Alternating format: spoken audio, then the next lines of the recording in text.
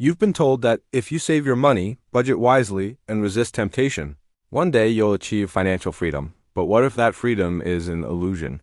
What if the entire system, from the ads you see to the phone in your hand, is quietly designed to make sure you keep spending? Today, we will break down the hidden psychology behind your financial decisions and reveal how modern commerce has turned your own mind against you. But before we start, if you enjoy videos that expose the hidden mechanics of money and the human mind, make sure you subscribe because we have a lot to uncover together. And tell me in the comments, what's the last thing you bought impulsively? And why do you think you did it? I'm curious to see the patterns we all share. Let's start with a question. Why is it that financial discipline feels like a constant battle, a war you're destined to lose? The answer isn't a lack of willpower. It's about the silent science of spending, the emotional triggers that are pulled every time you reach for your wallet. It's a system engineered not for your well-being, but for corporate profit, and it all begins deep inside your brain. Every time you see a limited-time offer or a flash sale, your brain releases a chemical called dopamine. This is the same neurotransmitter associated with pleasure, reward, and addiction.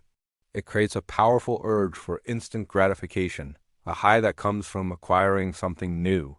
That sudden rush you feel when you click Buy Now isn't an accident. It's a carefully cultivated neurochemical response. Marketers have perfected the art of triggering this dopamine loop. They've turned shopping into a game where the prize is a fleeting sense of happiness, making you feel like a winner for a moment, only to leave you wanting more. This cycle of desire, purchase, and temporary satisfaction is the engine of modern consumerism. It doesn't matter if you need the item. What matters is the hit of dopamine your brain craves. This manipulation goes far beyond simple desire.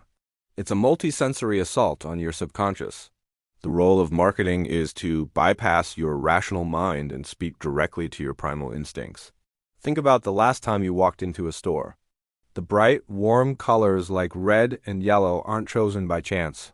They are designed to create a sense of urgency and excitement, encouraging faster decisions. The slow, relaxing music playing in a luxury boutique is meant to make you linger, lower your guard, and feel more comfortable spending significant amounts of money. Even the pricing is a psychological weapon. A price tag of $99.99 feels psychologically cheaper than $100, a tactic known as charm pricing that tricks your brain into perceiving it as a better deal. These elements work in concert, creating an environment where your brain is subtly nudged towards one outcome: to spend. You are being guided through a carefully constructed maze, with every turn designed to lead you to the checkout counter, often without you ever realizing you were being led. This psychological warfare preys on our deepest vulnerabilities, especially when we are at our weakest. We've all heard the term retail therapy, but it's more than just a casual phrase. It's a very real and exploitable coping mechanism. When you feel stressed, anxious, lonely, or insecure, your brain seeks a quick and easy way to feel better, to regain a sense of control. Spending provides that temporary relief. Buying a new outfit can feel like putting on a new identity, a way to mask feelings of inadequacy. A new gadget can provide a distraction from overwhelming stress. Marketers know this. They position their products not just as items, but as solutions to your emotional problems. Feeling lonely? This social app will connect you. Feeling unattractive? This beauty product will transform you. They sell you the promise of a happier, more confident life, delivered in a shopping bag. But this therapy is a trap.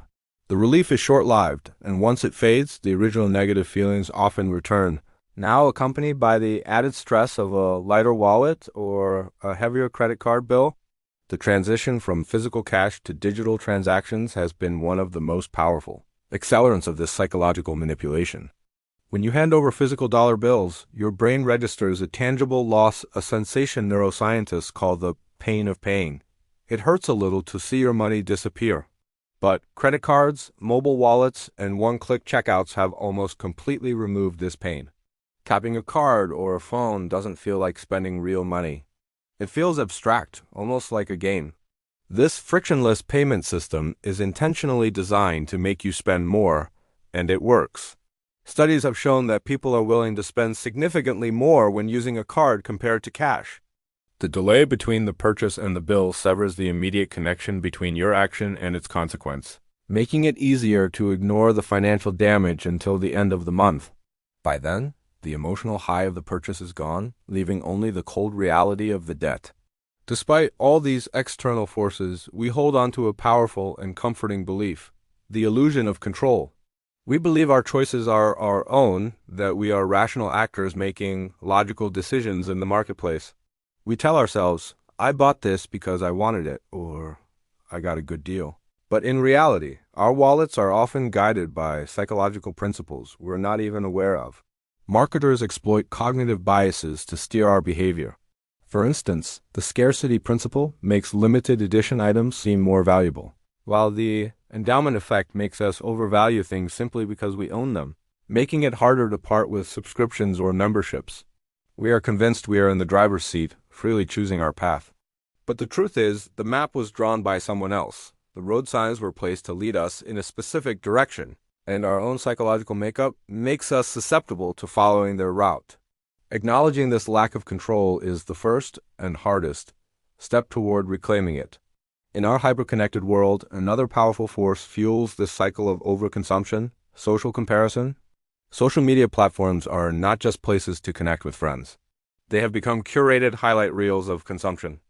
Every scroll through Instagram or TikTok bombards you with images of perfect lives, exotic vacations, designer clothes, and flawless homes. This constant exposure creates a powerful sense of lifestyle envy. We see what others have, and a primal part of our brain tells us we need it too, to keep up, to belong, to be seen as successful. This isn't just about wanting nice things. It's about social survival. The fear of being left behind or judged as less than can be a more powerful motivator than the fear of financial ruin. We are driven to spend money we don't have on things we don't need to impress people we don't know. This creates a destructive feedback loop where our spending is dictated not by our own needs or values, but by the perceived lives of others, pushing us deeper into a cycle of consumption and dissatisfaction.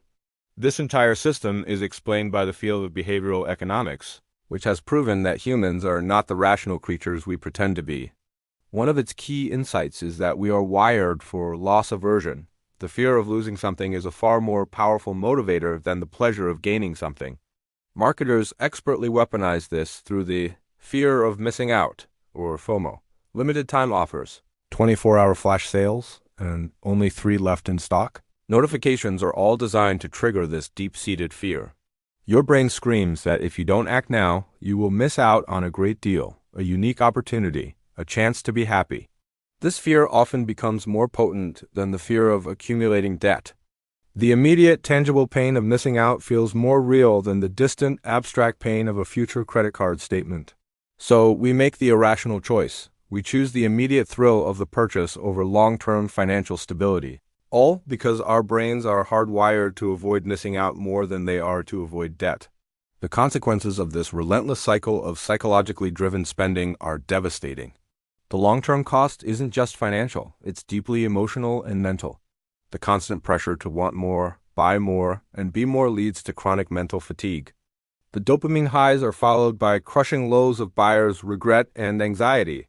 This creates a state of financial instability where you are always one emergency away from disaster, trapped in a cycle of living paycheck to paycheck, no matter how much your income grows. The dream of saving for the future, whether for a home, retirement, or simply peace of mind, becomes an impossible goal. You are running on a hamster wheel, spending your energy and your money just to stay in the same place, all while the system you're a part of gets richer from your exhaustion. Ultimately, the path to true financial freedom doesn't begin with a better budget or a higher-paying job. It starts not with mastering money, but with mastering your own mind. It begins with the awareness of the invisible forces that shape your desires and the courage to question them. By understanding the psychological triggers, the dopamine loops, the marketing tactics, the social pressures, you can begin to reclaim your autonomy. It's about creating a deliberate pause between the impulse and the action, asking yourself, am I buying this because I truly need it or because my brain is being manipulated? This self-awareness is your greatest defense in a world engineered to make you spend. In a world built on ambition and greed, the hidden psychology behind spending uncovers a hidden chapter in the story of modern capitalism, a story of power, manipulation, and the deliberate engineering of human desire. From the psychology labs of universities to the boardrooms where marketing strategies are born, This narrative explores the rise of a consumer culture that profits from our deepest insecurities. Every moment builds towards a revelation how decisions made in pursuit of profit reshaped our values, altered our brains, and defined what it means to be happy. As the truth unfolds, one question remains: did we master our desires, or did our desires master us?